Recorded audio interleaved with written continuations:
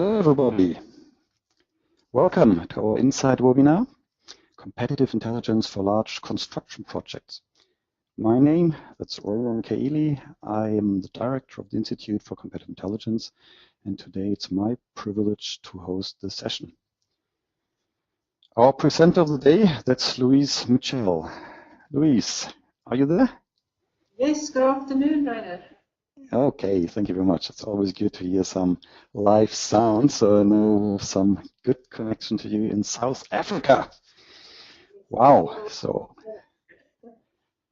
at least we will stay in the same time zone. So I'm sitting here in Germany and Louise in South Africa, but of course it's quite a long way down there, I can tell you. Yeah, good. Let me just introduce the session and then Louise will go ahead with her presentation. The Institute for Competitive Intelligence, that's all about competitive intelligence, education, vocational training, and of course we want to be state of the art, which requires us to scan the market and see reports, publications, and of course follow some thinkers in the field, such as Louise Mitchel. So here we go. We have our Insight webinar series for all who are interested.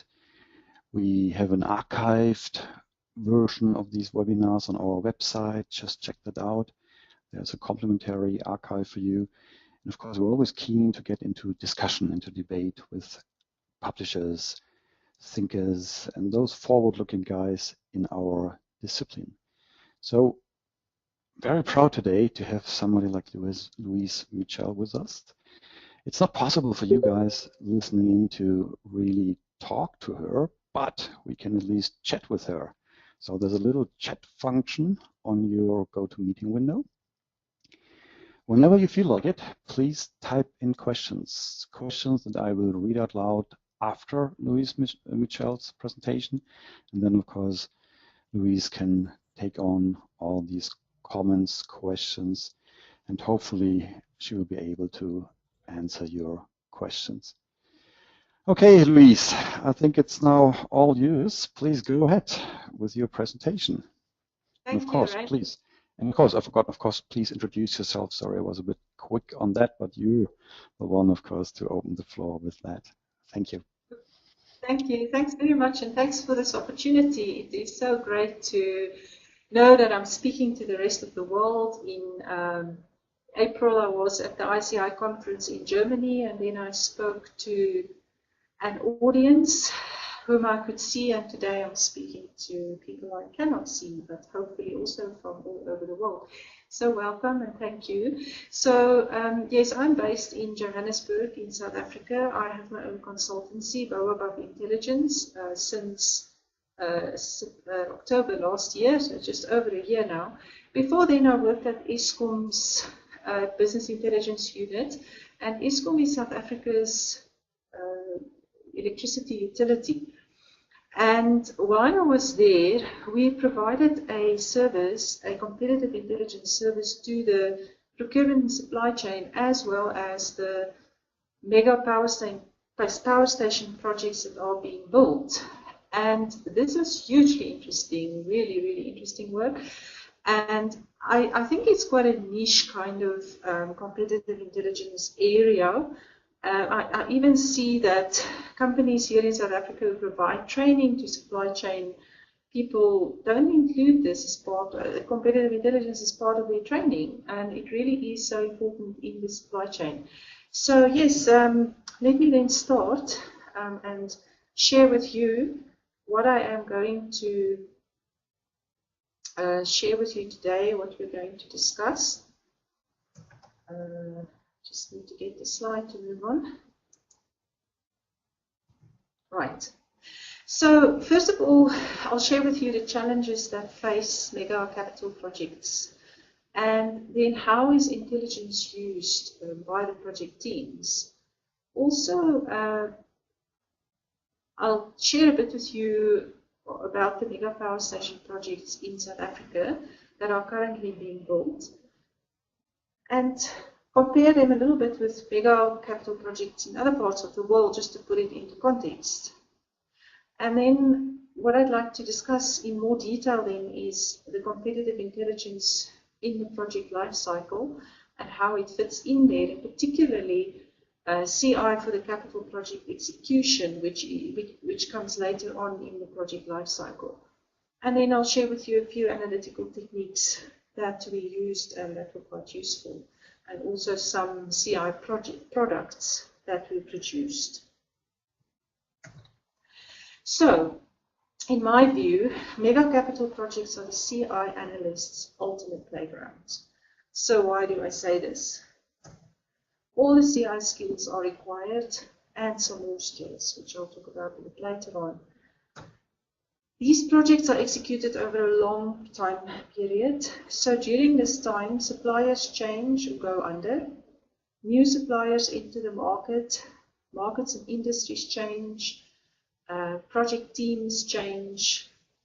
And all of this gives the CI analyst the opportunity to get a deep understanding of the project and its suppliers and the industries in which they operate.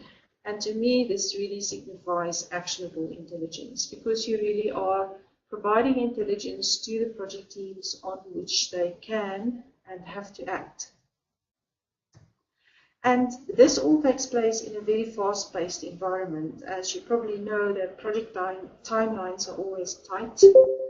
Sometimes they're not adhered to, and you can be sure that change is a given. Always expect change while you work on these big projects. So the CI analyst has to be on top of developments and provide early warning to prepare project teams for changes and challenges. Be prepared. Now, challenges provide the reason why mega capital projects need CI. And mega projects globally are challenged by community, environmental, corruption, and economic problems, causing project delays and cost overruns. So I'll share with you a few of the challenges that were experienced on these Eskom projects. Social and labor unrest were quite rife at one point. There were violent strikes that led to project delays, damage to property, and project cost overruns. There are demands from local communities. They want to share in the jobs that are created and in benefits from the projects. And often it's these demands that lead to the social and labor unrest. Changes to project teams. You can expect people come, people go. And often, sometimes the project leaders leave and they are replaced with new people. And that's quite a big challenge, especially for the CI team, because then you have to get to know these new people and their needs and demands and bring them up to speed with what's been happening in the CI space, and then also get to know them and understand their needs.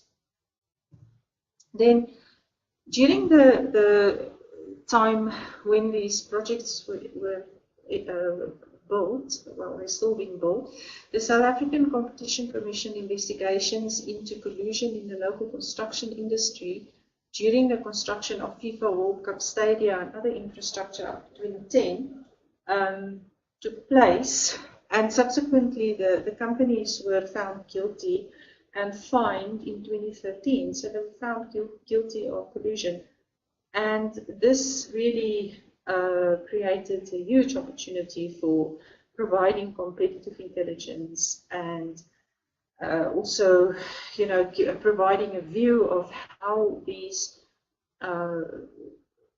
findings were going to impact on the project, which of the Eskom suppliers were involved, were there any Eskom projects involved. So this was a playground for CI, I can tell you that.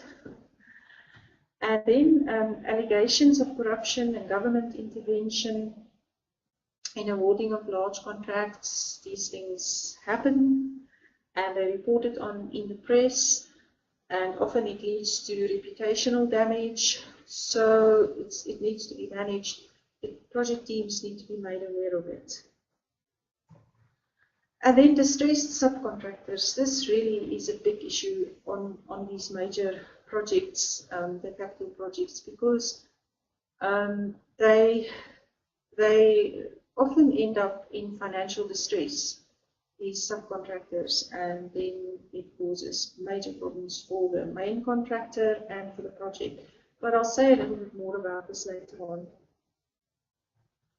Then, of course, the recession in the international economy since 2008 impacted on the international OEMs, and I'll talk a little bit more later on about who were these OEMs and suppliers. And this led to changes in these companies which impacted the contracts, and it really was major. So it was very important for project teams to be kept updated on developments in the international economies and how the international OEMs were impacted and actually still being impacted.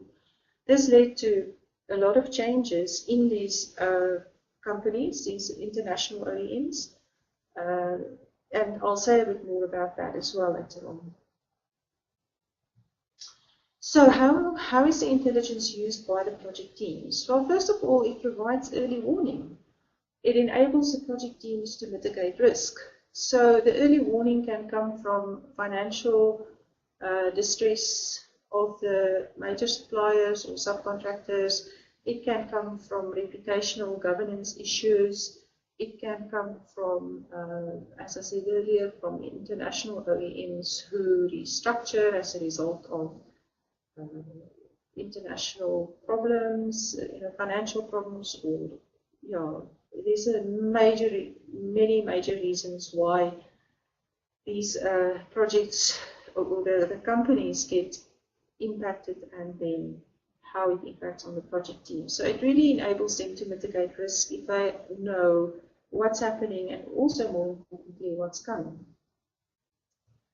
Then it provides the project teams with opportunities to purposefully engage with suppliers. So what I mean is that often the intelligence team would identify potentially problematic issues with suppliers or in the markets, and they don't always have all the answers. We see things that are happening, or we pick things up that's happening or going to happen, but we don't have all the answers because we don't talk directly to the suppliers. But then we can alert the project team and say to them, look, we heard this or we saw this, and we suggest that you engage the supplier, the contractor on this issue and mitigate potentially harmful circumstances.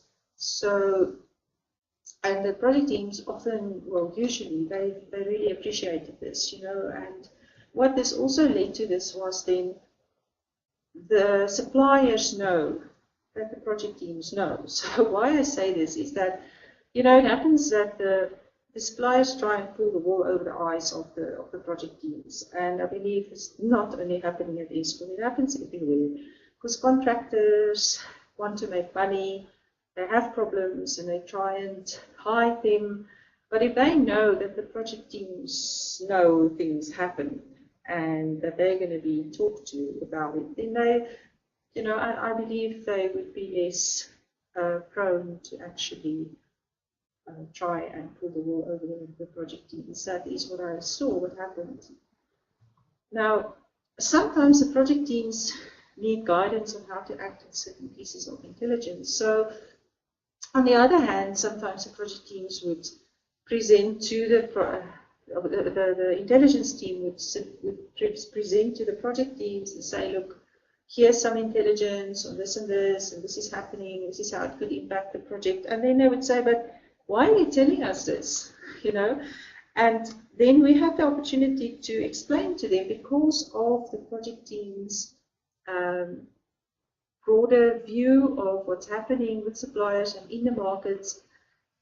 We have a perspective of what's happening, and we could put things into perspective for the project teams, and they also very much appreciated that. So in the end, it very much became a sharing environment where there's information shared from the teams to us, from us to the teams, and back from the teams to the suppliers, and I just created a very an environment conducive for progress, I believe, and for cooperation. which benefited the projects. So I'll share with you how the Eskom mega power station projects look like. There are three. The first one is the Ingula pumped storage scheme project. So this project, very, very interesting. I had the privilege of visiting this project while it was still being constructed, and I actually saw the dams without water and the turbine hall, which is underneath the dam. It's actually, it goes in here underneath. That's where the turbine hall is. So the water gets pumped from the lower dam to the upper dam, and then during peak demand, the water runs down through the turbine hall, and it generates electricity. So this project construction started in 2006. The expected completion date is in 2017. And the expected cost of completion will be approximately 1.5 billion euros. It might even be higher by now. Then, the Medupi Power Station project. This is a coal-fired dry-cooled power plant comprising of 6 by 800 megawatt units. It's a really big power station. And it's called a six-pack because of the 6 units. Construction started in 2007, and it's expected to be completed by 2019, possibly even later. The expected cost at completion will be approximately 6.2 billion euros, possibly more by now. And this power plant expected lifetime will be 50 years. The other power station is the Kusile Power Station project, and this is the same. It's also a six-pack. The difference here is that this power station is fitted with flue gas desulfurization technology, which removes CO2 from the flue gases. So it's an environmentally friendly power station. Medupi will be retrofitted with this technology. And here, the expected completion date is 2021. The approximate cost of completion will be over 7 billion euros. So these boiler and turbine contracts were the largest contracts ever placed in the 90-year history of Eskom. And this is why the CI that was provided during the time of the contract placement was so very important. And I'll say a bit more about that later on. So just to put this into perspective for the rest of the world, some of the other mega capital projects in the world include the Three Gorges Dam in China. Time to build 17 years and a cost to build about 22 billion US dollars. Then there is the Al Maktoum International Airport in Dubai. Time to build was estimated at 20 years, cost to build $31 billion. The Bay Bridge Eastern Span in San Francisco, Oakland. Time to build 12 years, cost to build $6.4 billion. And then London Crossrail was 11 years to build and $23 billion to build. Now, I mean, you can see now that these power station projects in South Africa are really small in comparison with those in the rest of the world. But I can tell you that these projects, they all had their challenges in the execution stage. They all went over budget and over time when they were constructed. And I'm not sure if their project teams had a CI team providing CI to them. I hope they did. Maybe they didn't. Right, so in terms of the supplier landscape, and now I'm getting closer to the CI part of it and how it fits into the execution of the project. So it is a really complex environment, and as you saw that our projects here are small in comparison to the rest of the world. So I suppose what I'm sharing with you here, you can probably multiply by 20 or 30 times to get the scale of these other large mega projects in the world. So the supplier mix span at least 5 different industries and contractors from 4 continents. So the 5 different industries include the civil construction, and there we have South African suppliers. We have coal, water and land that need to be secured, and that's done by South African suppliers and government. There's services, which include food, transport, site services, etc. These are supplied mainly by South African suppliers. And then there's original equipment manufacturers who are contractors from Europe, America, and Japan. And then there's professional services and project management companies, and they are from America and the UK. Now, these OEMs and the professional services companies, they had to form local partnerships to help develop South African companies in compliance with local development legislative requirements. And this is sometimes where the problems with subcontractors appear, and I'll share that with you a little bit later on.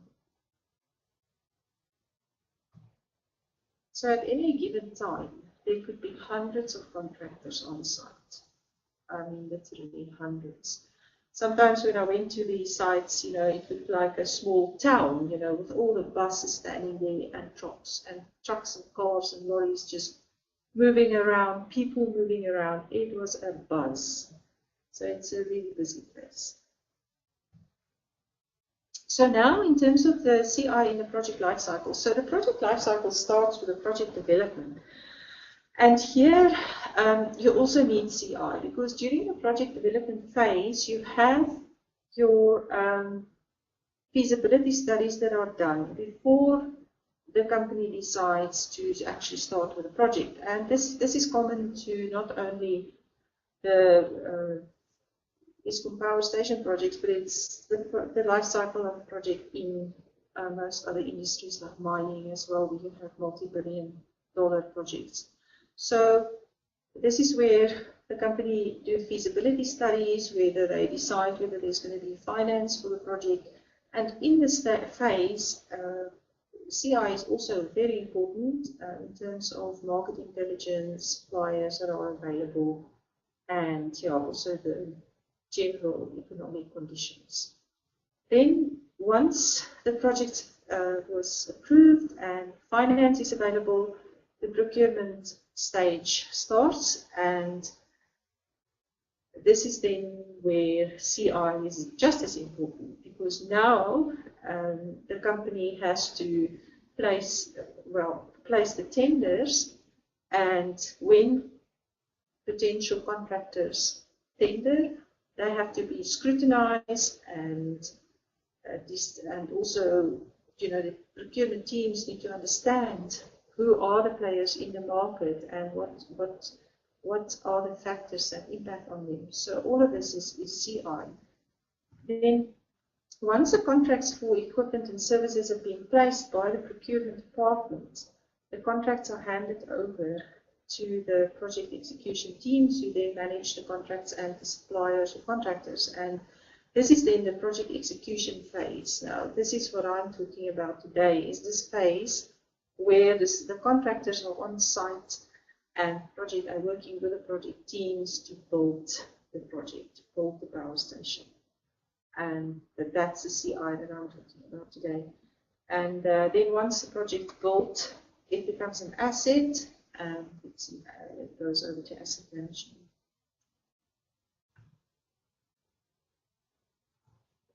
So, key intelligence topics of the project teams. Now, I don't have to explain what key intelligence topics are, we know that, and you cannot start providing the CI before you know what the teams actually want. So, you have to first of all identify which are the major suppliers that you want to track. And at Eskom, these were those with contracts above approximately 60 million euros. And 5 South African civil construction companies were identified to track, and 3 European OEMs, 1 American OEM, 1 Japanese OEM, and then a number of subcontractors with problematic cash flows were added later on. So the intelligence team must agree with the project teams on signals that could indicate distress and potential risk to the projects. So changes in industry structure is definitely one signal that could indicate risk. Economic climate and also the economic climate in which the suppliers are operating. It's very important to track changes there. Strategy changes within the suppliers, within the companies with regard to capacity and project execution that will impact on delivery. And then also operational challenges experienced by contractors like order books, executive and top management changes, governance issues. And then financial health. Now this is an important one. It's indicative of a company's position to complete the project. But it's also a tricky one, because if you do your financial analysis just on financial results that are published by the company, it's very much in retrospect, and that could be too late. So that's why it's important to track all these things that I mentioned earlier above, just to see whether changes and challenges are happening in the companies and also in the environment within which the companies operate, which could lead to financial distress and things that you could later then possibly see on the company's financial results and the balance sheet. So, yeah, it's everything works together, to form one picture.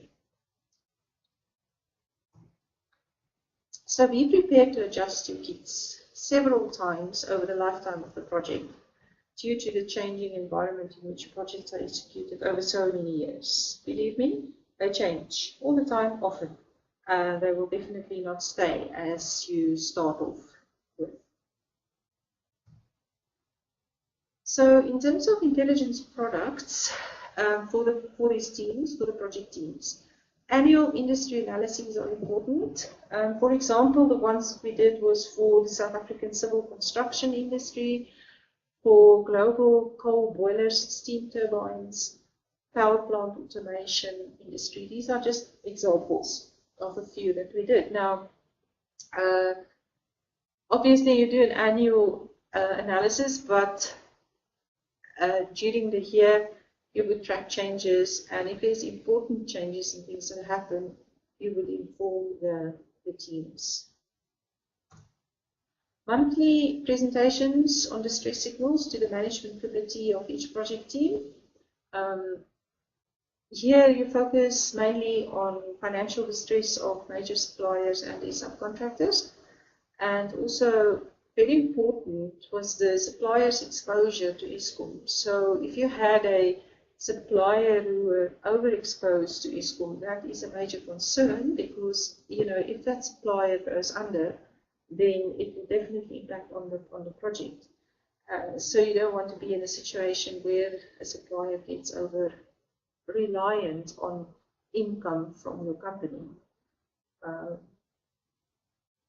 So then also ad hoc reports on triggers in industry that could impact the projects. As I said earlier, things that happen during the year, you will, as part of your industry analysis, you would report back on that. So in this case, when the collusion in the South African construction industry, when that news broke, it was a really important issue for the team to analyze and give feedback on. And then during this time also there was a merger of two major boiler OEMs, which had legal implications for the project. And then also selling of the thermal power business of a French OEM had also a major impact on the project. And this was also a very good opportunity for the CI team to do analysis on this company, on the situation, and to provide intelligence, real actionable intelligence. And then, email alerts when it was needed was provided on individual suppliers when important announcements are made. So financial results announcements, profiles of new executives and top management, changes in shareholding. So these are the things that happen regularly, on which we would just sometimes send out an email alert, or if necessary, you could do a presentation as well if the team requested it. So some of the analytical techniques that we used most often and which worked really well was sentiment analysis. Public sentiment influences investor decisions, for listed companies.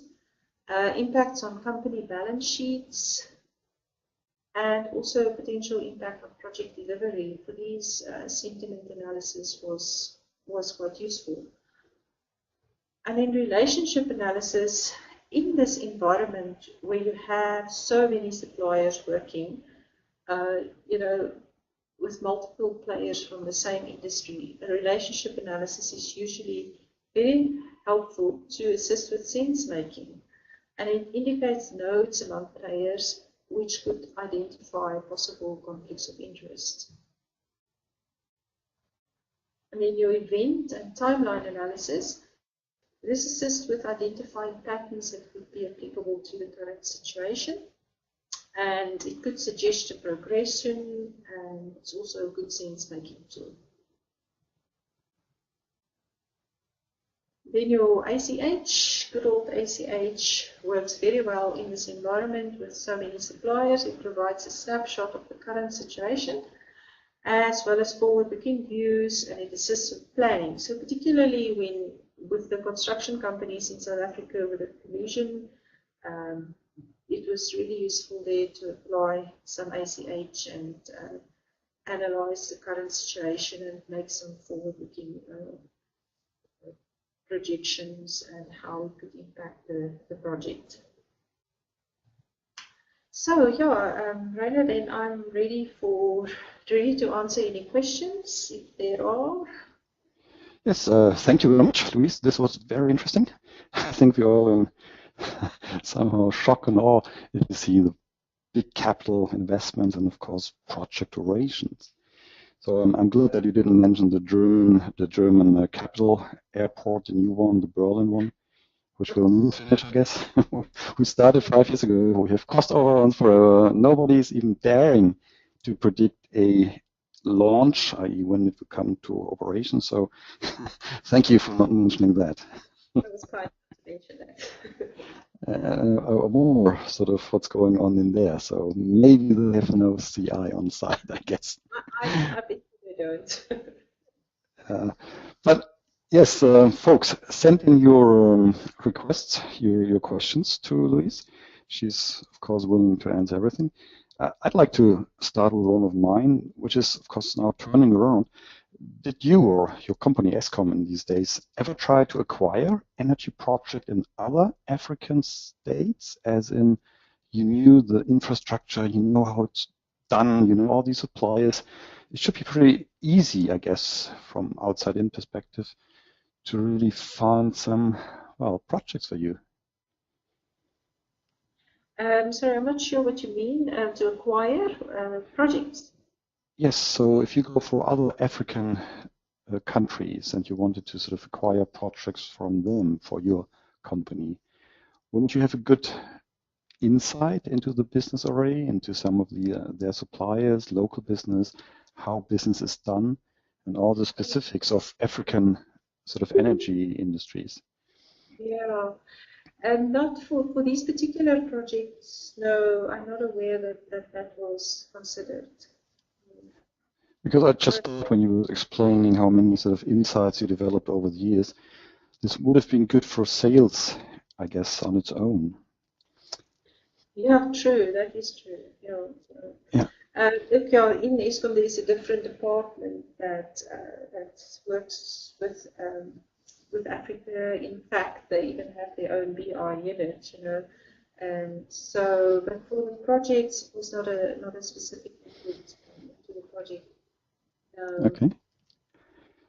Good. So here's a question for you: how to fight corruption by suppliers within Eskom? So I guess the kind of how do you your own guys, if they should have some problems with, let's say, money coming below the table or some other ugly stuff. Is this part of your job, or did you ever provide some evidence or some insights into that? Look, we were not in a position to fight the corruption. What we did was mainly try and expose it. So, but then it's a matter of a bit in retrospect because it's already happened. So really you try and expose it. So where this came in particularly handy was in the procurement stage when you would do profiles on companies that submitted tenders, and if there's any issues that you identified with their involvement in corruption or fraud or any governance issues, or legal action that they were involved in, then that would be pointed out in the profiles. But you see, the thing is with CI in this environment is that you can only make your teams aware of what's happening. In the end, they still have to make the decisions on whether to award the contracts or not. So we've seen that even though we pointed out corruption or possible corruption, possible conflict of interest, the contracts will still be awarded to these companies. And then we went and asked, but why do you do this? And the answer was from the procurement managers that because they, that's not the only criteria that is applied when they decide to award a contract. And they said it's very useful for them to know about these issues, these governance issues, because it puts them in a position where they can defend their decision, and also if it gets out in the media that this company was involved or had governance issues and they got a contract, then they're in a position where they can actually defend themselves and manage the reputation.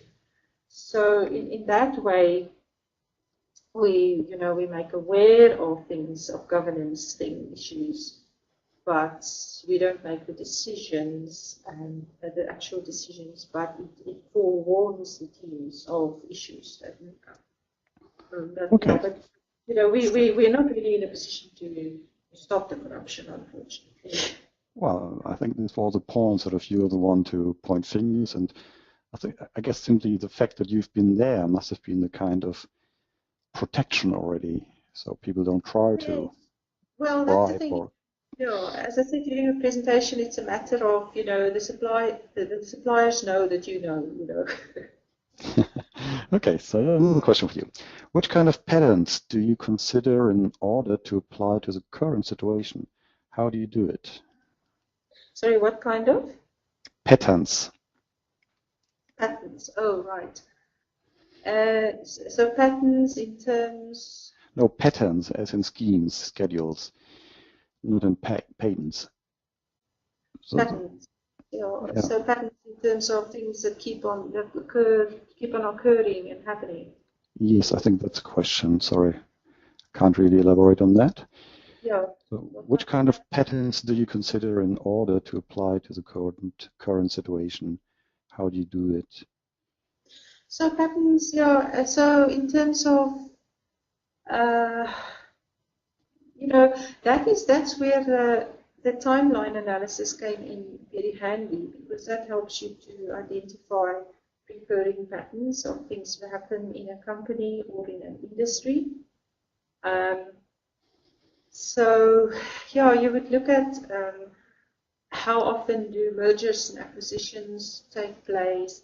How often does this company experience executive changes, and why? Also, is there a pattern in terms of contract? Louise, I think the question is referring to slide number 12. So maybe just jump backwards, and then you can better. Yeah, here we go. Yeah. Slide 12. Yeah. So this is about event and timeline analysis, I guess. The timeline, yeah. So yes, yeah, that's what I said. It's in terms of event and timeline analysis. So you can see here, as I said, even in a timeline analysis, you can see over time when say you look at a company history in a timeline analysis over a period of time, you can see what happened when were they taken over. Maybe this is something that's repeated like every 5 years or every 10 years. And then when that happened, what was the impact? You can also see when there were executive changes over time, how often does this happen, and if there's executive changes like every year, then you have to start looking into it and say, why is this impact? What's the impact? Okay, here's an add-on question to this slide. This is can you recommend any software for relationship analysis? Remember, you made this point about having this fuzzy environment of many layers of suppliers. No, you definitely need software. so there's a free one that I used. It's called CMaps. Can you spell that? It's C for cat, and then MAPS, maps, C maps. Okay. You can download that software.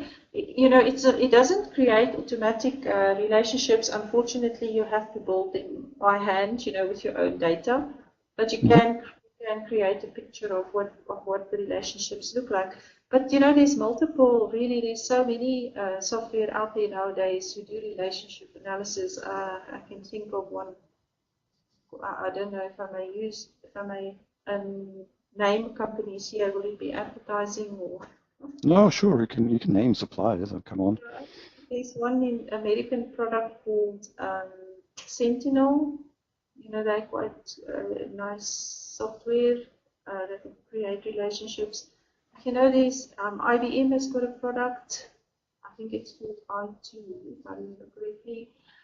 There's an American product called Starlight. They're very good. Sure, there's a lot of products nowadays. If you're just going to do an internet search for software relationship analysis.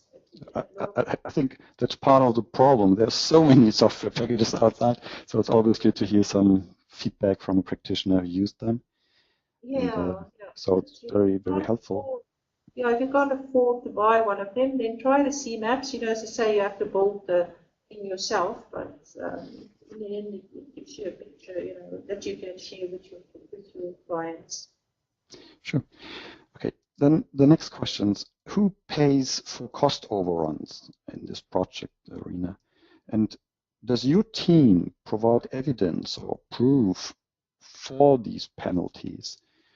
I guess the question is, did you have a kind of legal function even enforcing the contractual frame of such a huge project? Yeah, okay. So the first part of the question, who pays for the cost overruns, is the taxpayer. Well, that's an easy one. Usually you should have some penalty clauses in your contract. Of course there are, but ultimately, if there's cost overruns on these projects, then because it's government-owned projects, it really is what's left over after your penalty clauses and your claims and everything. It's the taxpayer. But no, the CI team had no legal input or any kind of enforcement on the project overruns, not at all. But again, so this is more from my end. If you have a supplier and they simply mess up, you have no legal way of getting them to pay extra or get less money, sort of as a penalty.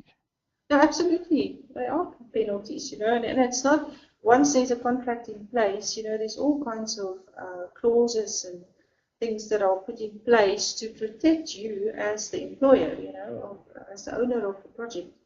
But, suppliers and contractors are very experienced in making the employer, the owner of the project, pay for their mistakes. So all the time there's legal battles going on between contractors and the owner of the project. But as CIT, we never got involved in those. It's not part of our scope. Okay. So this might be a bit more specific in Africa then. And then final question, are there any legal constraints in human intelligence, especially within suppliers? I guess this question is very much, again, based on this, what are you allowed to find out? Is this a tender offer business where you're not allowed to touch somebody prior to some legal framework, or is it more Wild West and the more you get, the better? No, it's definitely not Wild West. No. So in terms of the procurement process, while the process is going on, the BI team was never allowed to engage directly with suppliers under no circumstances. It always had to be, if we had questions or we needed clarification, it always had to go through the procurement team, through the buyer. So in that respect, there was definitely more boundaries. And then, so in terms of what kind of information are we allowed to use and put in our profiles, a lot of it came from the public domain. At the moment, there's new legislation in South Africa that's coming out to protect the privacy of individuals. So that will have an impact on what kind of information you would be allowed to put in the profile. Okay, fair enough. That's it pretty much. No more questions coming. So, Louise, if you could jump to the little slide. Sure. So, yeah, the one before, by the way, for anybody having some more questions, please contact Louise directly, whether software or how to bid for projects in South Africa. I think she's the one to ask. And finally, quick remark from my end. Of course, you can find this and many other webinars in our Insight Center. So go for the Institute for Competitive Intelligence website. And yes, there are some workshops. So if you're keen to visit London, remember the Crosslink project is already digging the earth quite heavily. There's a week in January and a week in February, and you can find more information about that on our website. And final point, there's an international conference coming up in May in Amsterdam. So please mark your calendars and make sure you're there, because there we'll find many others incredible good speakers, such as Louise. And by the way, she had been at one of our conferences in the past. And that's something definitely everybody can enjoy. So Louise, thank you very much for this wonderful presentation. Thank you, Rainer. Thank you for the opportunity. And have a nice afternoon, evening, or morning, wherever you are around the globe. And have fun doing your competitive intelligence. Bye-bye. Thanks, Rainer. Goodbye.